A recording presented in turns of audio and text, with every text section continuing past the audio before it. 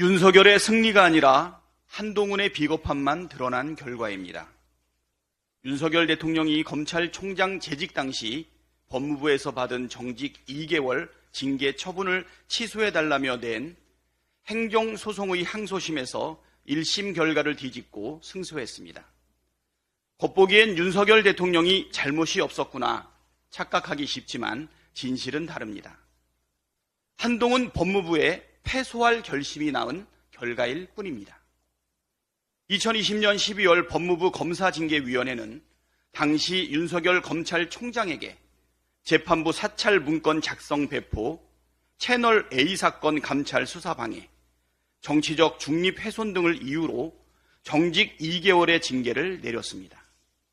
당시 한동훈 검사는 이중 채널 A 사건 감찰 대상자였습니다. 재작년 1심 법원은 재판부 사찰 문건 작성과 채널A 사건 감찰 수사방해 등 징계 사유는 면직 이상이 가능한 중대 비위라며 윤석열 검찰총장에 대한 징계가 정당했다고 판단했습니다. 그러나 정권이 바뀐 이후 한동훈의 법무부는 1심 소송을 승리로 이끌었던 변호인들을 법무부 장관의 지시와 감독을 받는 정부 법무공단 소속 변호사로 교체했습니다. 교체된 법무부 측 변호사들은 재판에서 증인 신청조차 하지 않는 무성의한 태도로 일관했습니다. 변호사들의 패소를 위한 노력이 얼마나 심했는지 재판부가 나서서 법무부 측을 질타할 정도였습니다. 지난 8월 22일 재판에서 법무부 측의 증인 신문을 듣고 있던 재판부가 나서서 질의의 요지가 뭔지 모르겠다.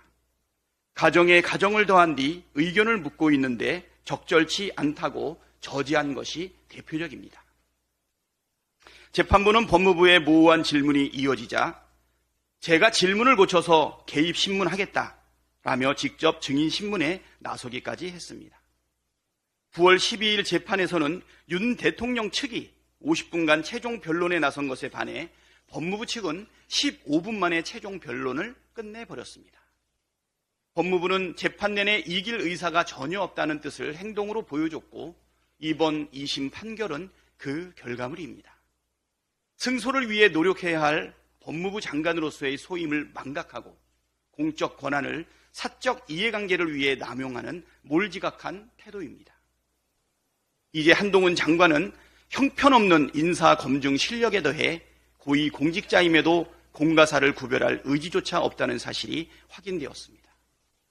우리 국민이 갖고 있는 상식에 빗대보면 결론은 하나입니다. 한동훈은 공직자로서 자격이 없다. 국힘당은 차라리 검찰당으로 이름을 바꾸십시오. 국힘당의 한동훈 비대위원장 옹립작전이 착착 진행되고 있습니다. 윤석열 정권 출범 이후 정부 요직을 검사 출신들이 꿰찬 것도 모자라 이제 집권 여당의 대표 자리까지 접수하는 상황을 목도하고 있습니다.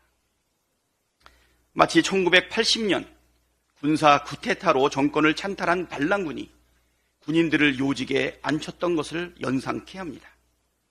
덫을 풀었던 그 시절 군인 출신들이 나라를 쥐락펴락하고 날아가는 새도 떨어뜨릴 정도로 권세를 누렸다면 지금 검사 출신이면 만사 오케이인 나라, 유검무죄, 무검유죄의 나라, 검사에 의한 검사를 위한 검찰 왕국이 되었습니다.